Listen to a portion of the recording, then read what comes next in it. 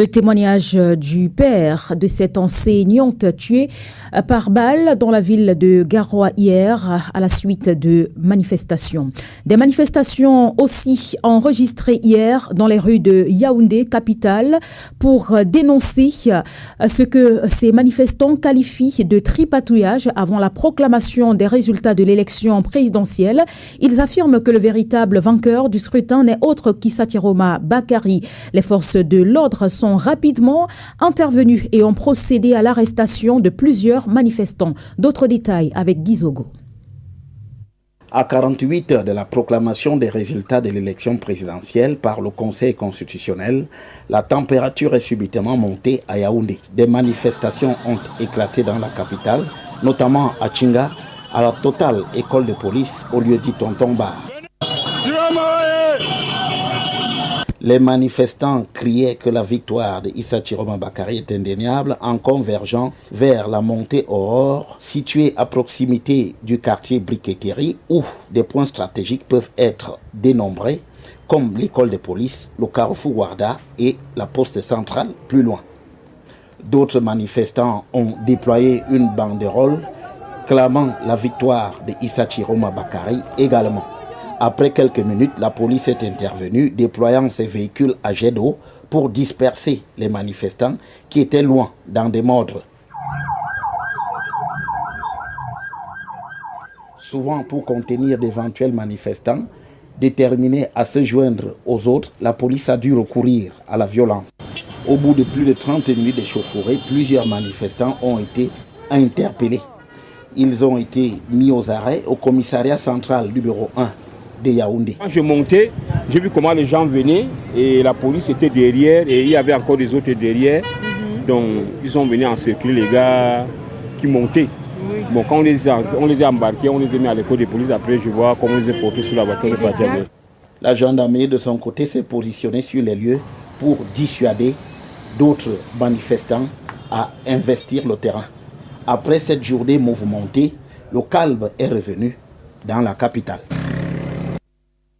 Et plusieurs autorités administratives ont pris des mesures portant sur l'interdiction de la circulation des motos, notamment dans la ville de Garoua. La décision a été prise par le préfet du département de la Benoué qui interdit la circulation des motocyclettes dans la ville de Garoua tous les jours de 20h à 5h et ce jusqu'à nouvel ordre.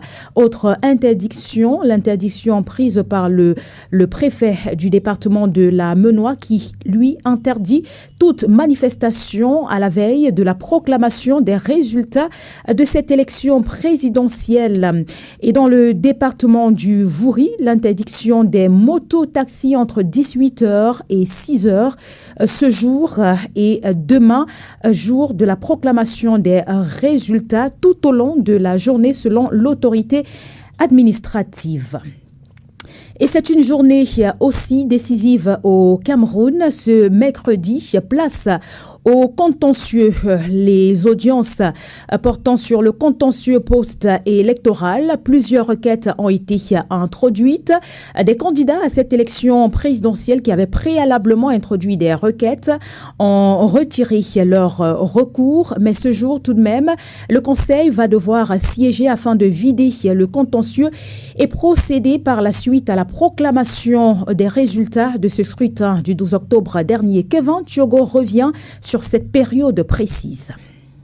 Ce mercredi 22 octobre 2025 s'ouvrira dès 11h dans la salle d'audience du Conseil constitutionnel l'audience de règlement du contentieux des opérations relatives à la présidentielle du 12 octobre dernier.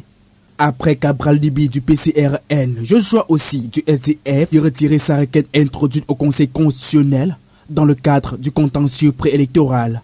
Les requérants dénonçaient d'une part les nombreuses irrégularités et les fraudes massives observées lors du récent scrutin et d'autre part l'annulation partielle de l'élection présidentielle.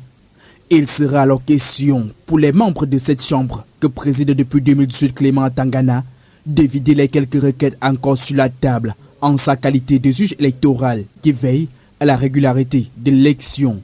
Cette étape a été précédée par les travaux de la Commission nationale de recensement général des votes. La plus haute instance chargée de finaliser les décomptes qui a rendu sa copie la nuit de dimanche dernier, après 3 jours de travaux sous l'égide du magistrat hors hiérarchie Émile Essombe.